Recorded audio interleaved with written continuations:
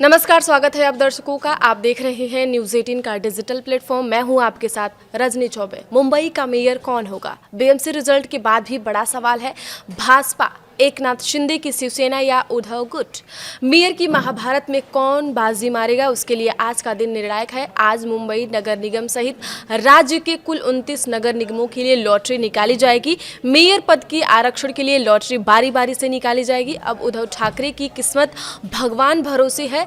अगर उनकी किस्मत अच्छी रहती है तो उद्धव ठाकरे हार कर भी बीएमसी चुनाव का बाजीगर बन सकते हैं। वैसे भी बीएमसी यानी बृहन मुंबई म्यूनिसिपल कॉरपोरेशन के नतीजे घोषित होने के बाद उद्धव ठाकरे ने कहा था कि अगर भगवान चाहेंगे तो मुंबई का अगला मेयर शिवसेना यूबीटी से होगा। दरअसल बीएमसी चुनाव में उद्धव गुट वाली शिवसेना ने 65 सीटें जीती। यह 227 सदस्यों वाली बीएमसी में 114 सीटों के बहुमत से बहुत दूर है।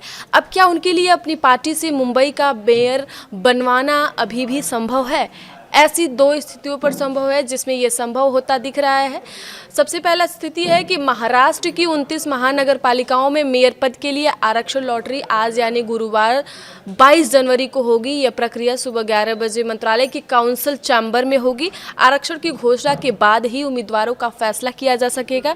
अगर लॉटरी सिस्टम में मुंबई के मेयर को अनुसूचित जनजाति का आरक्षण मिलता है तो स्थिति पूरी तरह से बदल जाएगी। अगर मुंबई सीट पर लॉटरी में एसटी सीट वाली पर्ची निकलती है तो यहां उद्धव गुट का मेयर बन सकती है। कारण है कि केवल उद्धव गुट के पास ही एसटी कैटेगरी के पार्षद है। जी हां, 79 सीटों वाली सबसे बड़ी पार्टी भाजपा और उसकी सहयोगी शिंदे सेना के पास एसटी कैटेगरी का कोई भी नया चुना हुआ कॉर्पोरेट नहीं है।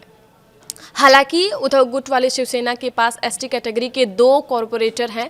बीएमसी के वार्ड नंबर 53 से जितेंद्र वाल्वी और मुंबई के वार्ड नंबर 121 से प्रियदर्शनी ठाकरे। इसलिए बहुमत न होने के बावजूद भी वह मुंबई मेयर का पद हासिल कर सकते हैं, क्योंकि आरक्षण नियमों के अनुसार एसटी या एससी पद उसी कैटेगरी के चुने हुए कॉर्पोरेटर को मिलते हैं, चाहे पार्टी की ताकत कुछ भी हो।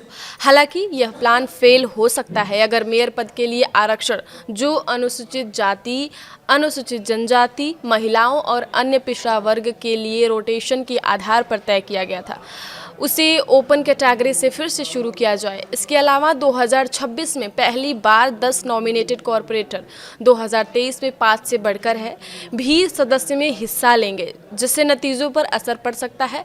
स्थिति दूसरे नंबर की बात कर लेते हैं। देवेंद्र फडणवीस और उद्धव ठाकरे के साथ अंदरूनी समझौता। जी हाँ, महायुति भाजपा की अगुवाई वाला गठबंधन है। इसमें एकनाथ शिंदे की शिवसेना है। भारतीय जनता पार्टी ने 89 सीटें जीती हैं और शिवसेना शिंदे यानी 29 सीटें जीती हैं। भले ही बीजेपी के पास सबसे अधिक सीटें हैं, लेकिन 114 के आधे के आंकड़े तक पहुंचने के लिए उसे शिंदे सेना के सपोर्ट की ज़रूरत होगी। एकनाथ शिंदे कम से कम 2.5 साल के लिए मेयर का पद चाहते हैं, क्योंकि यह बाल ठाकरे का जन्म शताब्दी वर्ष है।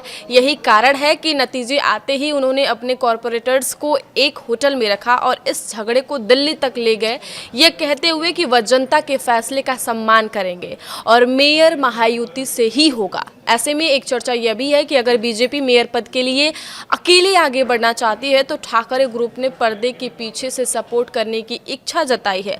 मेयर चुनाव के दौरान ठाकरे ग्रुप के कॉर्पोरेटर्स गैर मौजूद रह सकते हैं, जिससे बहुमत का आंकड़ा 114 से घटकर 82 हो जाएगा। ऐसी स्थिति में 89 कॉर्पोरेटर्स वाली बीजेपी यहां अकेले सत्ता में आ सकती है। यह भी बात चल रही है कि उद्धव वाली शिवसेना के किसी पुराने शिव सैनिक को मेयर पद का मौका मिल सकता है। आगे की खबरों के लिए आप देखते रहिए न्यूज़ 18 का डिजिटल प्लेटफॉर्म। धन्यवाद।